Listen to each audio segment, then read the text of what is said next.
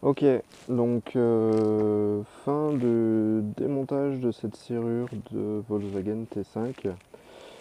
Déjà un petit point sur les outils à avoir. Moi j'avais au niveau Torx, j'avais que des embouts en fait avec soit une visseuse et tout ça. Sauf que le problème c'est que là mon tournevis avec embout il passe pas ici.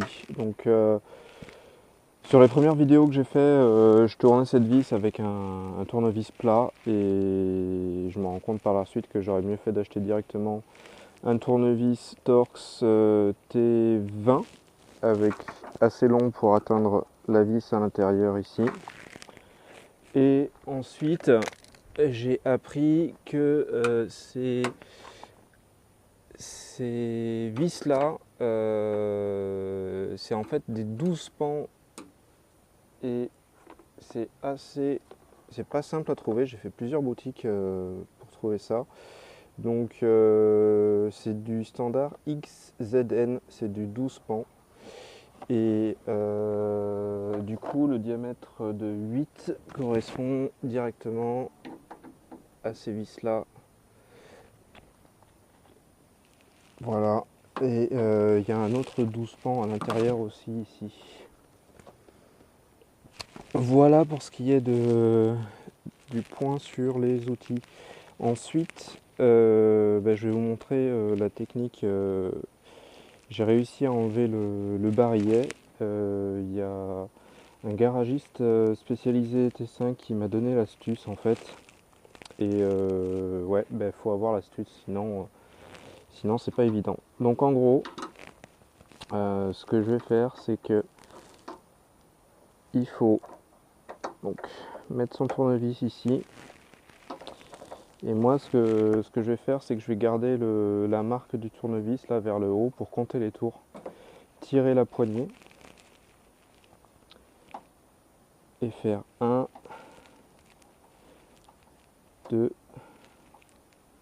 3, 4, 5, 6 tours. Et quand je suis arrivé à 6 tours, en fait, il faut appuyer et il y a un petit clac. Et moi, c'est ce que je faisais pas en fait.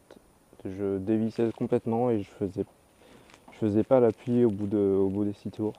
Et en fait, le petit clac, ça va vraiment pousser un loquet dans le barillet qui permet après d'enlever le barillet. Voilà. Et donc le petit loquet qu'on a poussé, je remets ça là. On peut le voir ici en fait, c'est derrière, voilà, c'est juste ça là. Clac. C'est juste ça qui m'empêchait de ce petit tac. Voilà. Donc ça c'est pour le barillet. Ensuite pour enlever la poignée, hop, on enlève le câble, on pousse la poignée vers l'arrière du véhicule, on tire. Bon là j'ai le cache qui s'en va un peu, c'est pas très grave. Et après la poignée elle part toute seule. Hein. Alors là j'ai j'ai une autre vis 12 pans, j'espère que j'aurai pas à l'enlever, je pense pas. Parce qu'en fait j'ai pas les adaptateurs assez petits pour ça. Donc j'espère juste que j'aurai pas à l'enlever. Ça je vais le reclipser tout de suite. Donc voilà pour la poignée. Ensuite, donc moi ce que je veux c'est vraiment enlever la serrure pour pouvoir inspecter ce qui va pas à l'intérieur. Donc là aussi un conseil pour vous, quand on défait la porte là, il vaut mieux se faire un bout de bois pour tenir la vitre. C'est plus pratique que des chiffons qui tiennent la vitre et c'est beaucoup plus durable, je vais dire. Le bout de bois, 74 cm si mes souvenirs sont corrects. Du coup, moi ce que je veux faire, c'est vraiment enlever tout ça, quoi. Donc c'est parti. Là, je suis en mode serrage. On desserre.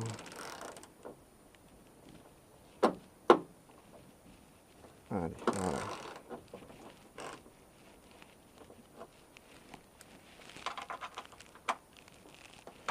Il n'y a pas beaucoup de force en fait dans ces vis, quoique. Ouais, j'aimerais bien pouvoir mettre la visseuse dessus, mais les embouts que j'ai achetés là rentrent pas dedans.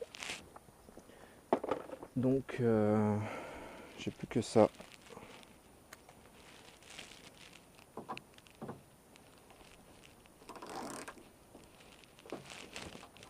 Ouais, bah voilà, c'est parti. Tac, on va laisser ça là.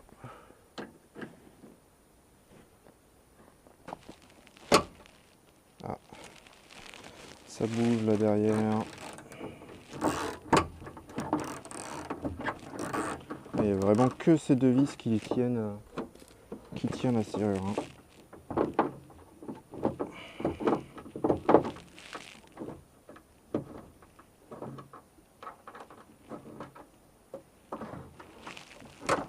Et voilà, et la serrure qui vient toute seule. Voilà, voilà. Et il y avait quand même un petit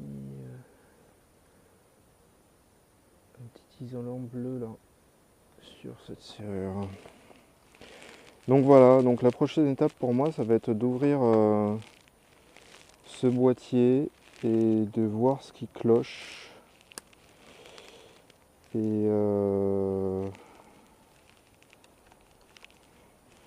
parce qu'en fait, souvent, il y a des, en fait, dans cette serrure là, il y a des circuits électriques et souvent il y a des soudures qui sautent et qui font que la fermeture centralisée fonctionne plus. Ou, voilà. Voilà, voilà. J'espère que cette vidéo vous a été instructive et qu'elle servirait à d'autres personnes. Ok, donc j'ai la serrure là du T5. Oups. En fait, je viens de la réassembler, je l'ai ouverte, j'ai vérifié les soudures à l'intérieur sur les circuits qui sont là-dedans à l'intérieur. C'est tout bon. Du coup, je conseille pas vraiment à quelqu'un qui a jamais vu des circuits électroniques d'ouvrir, même si c'est un circuit assez simple. Ce qui est chiant, c'est qu'en fait, il y a deux poulies avec le moteur électrique à l'intérieur et c'est bien hermétique. Il faut faire attention à ne pas mettre de la poussière à l'intérieur au cas où. Enfin, ça pourrait venir endommager justement. Et du coup, moi j'ai pas fait gaffe, j'ai pas nettoyé mes mains avant d'y aller et j'ai mis un peu de poussière et ça m'a pris du temps pour enlever cette poussière. Voilà. Par contre, ce que je pense. Le problème il vient d'où en fait je pense qu'il est beaucoup plus simple ce problème, c'est que je pense que le problème il vient de ce cache blanc qui doit protéger des intempéries, ouais, même si toute la serrure est étanche, il y a une protection blanche là en plus et vous voyez que là il y a un axe dans lequel vient s'emboîter le barillet comme ça, clac. Et en fait, j'ai l'impression que ce truc est pas. Il est tordu en fait. Ça devrait être comme ça. Et il est un petit peu plus vers le haut. Du coup, on voit ça a frotté là sur les bords. Ici, ici, ça a frotté en fait sur le barillet. Et je pense que c'est lui qui fait que, je sais pas, il a dû déconnecter le barillet. Donc en fait, j'ai essayé la serrure là sur la porte sans le cache, ça marche très bien. Du coup, ce que je vais faire, c'est que je vais juste enlever ce cache, remettre la serrure et voir comment ça se passe pendant quelques semaines. Voilà.